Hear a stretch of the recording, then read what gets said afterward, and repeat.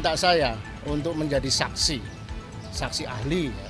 Kembalinya sikap-sikap otoritarianisme aparat ya, bahkan mungkin lebih sistematik dari era Orde Baru dengan seminggu 2 minggu lalu memang ketika saya mengantar Bung Abraham Samad diperiksa, Bung Abraham setelah pemeriksaan meminta saya untuk menjadi saksi ahli ya, untuk menjelaskan tentang apa itu jurnalisme. Dan ada 2 hal yang ingin saya sampaikan. Pertama, saya agak prihatin ya sebagai wartawan 2 zaman, zaman Orde Baru dan zaman Orde Reformasi. Saya dulu mengalami ya tekanan-tekanan terhadap jurnalisme, terhadap media di era Orde Baru. Tapi bahkan saat itu tekanannya itu ya namanya waktu itu era otoriter kan, kita masih bisa maklumi. Dan ketika era reformasi seharusnya sikap-sikap yang mengintimidasi, menekan, mempersekusi pers itu sebenarnya sudah harusnya hilang sesuai semangat reformasi. Makanya ada undang-undang pers yang melindungi kemerdekaan pers dan melindungi profesi wartawan. Jadi menurut saya ini gejala kembalinya sikap-sikap otoritarianisme aparat ya, bahkan mungkin lebih sistematik dari era Orde Baru dengan cara yaitu media yang saat ini memang waktu itu belum ada ya. YouTuber itu kan fenomena 10-15 tahun terakhir ini. Bung Abraham Samad yang kebetulan sekarang jadi punya podcast yang sangat populer dianggap sebagai pihak yang ikut terlapor, dianggap melanggar pidana mungkin ya. Nah itu sangat tidak sangat memprihatinkan. Kalau wartawan dan media ketika memberitakan atau mengulas peristiwa sengketa seperti ini kan antara sengketa Jokowi dengan publik sebenarnya.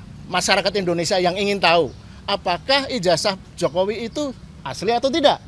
Nah, kalau media memberitakan itu kemudian dilaporkan menjadi pihak yang kemungkinan ikut terlibat dalam pelanggaran, ya nanti semua wartawan tidak bisa melakukan kerjanya, teman-teman nggak bisa bekerja sini. Sedikit-sedikit harus dilaporkan dan harus diperiksa dan sebagainya. Nah, itu satu. Jadi gejala kembalinya sikap-sikap otoritarianisme aparat dalam mempersekusi atau menekan wartawan.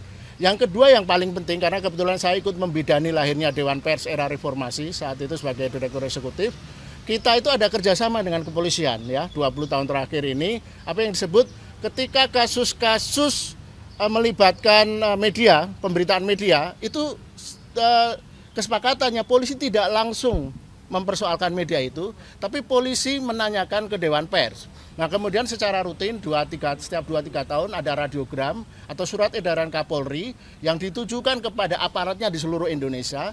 Jika ada kasus sengketa melibatkan media harus berkonsultasi dulu dengan Dewan Pers. Nah dalam kasus Abraham Samad ini dan juga kawan Mikael ya, Sentana dan lain-lain itu sama sekali mengabaikan itu. Jadi mengabaikan surat edaran atau radiogram Polri sendiri. Jadi yang melanggar itu justru aparat yang melakukan penyelidikan saat ini. Itu seharusnya tidak begitu. Jadi harus semacam konsultasi, koordinasi dengan Dewan Pers, apakah media bisa dianggap melakukan pelanggaran.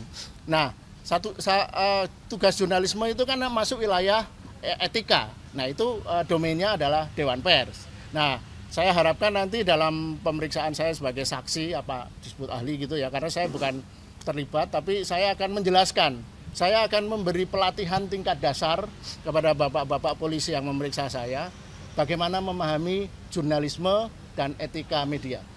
Bapak, berarti Bapak Abraham Samad di sini posisinya disebut sebagai media, awak media gitu. Dia terlapor, makanya itu yang tidak terlalu jelas. Tapi kalau melihat posisinya kan, Bang Abraham itu hanya membuat wawancara-wawancara dengan para pelaku ya, Roy Surya dan kawan-kawan. Jadi dia hanya memberikan penjelasan ke publik.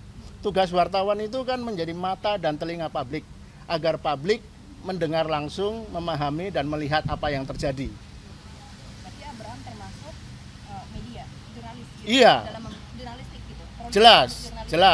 Jurnalisme baru ya, YouTuber itu. Jadi nanti akan saya tegaskan bahwa apa yang membedakan jurnalisme dan bukan jurnalisme itu satu saja sebenarnya. Paling mudah ya untuk dipahami oleh Pak Polisi nanti. Bahwa jurnalisme itu informasi, data dokumen yang terkait dengan kepentingan publik.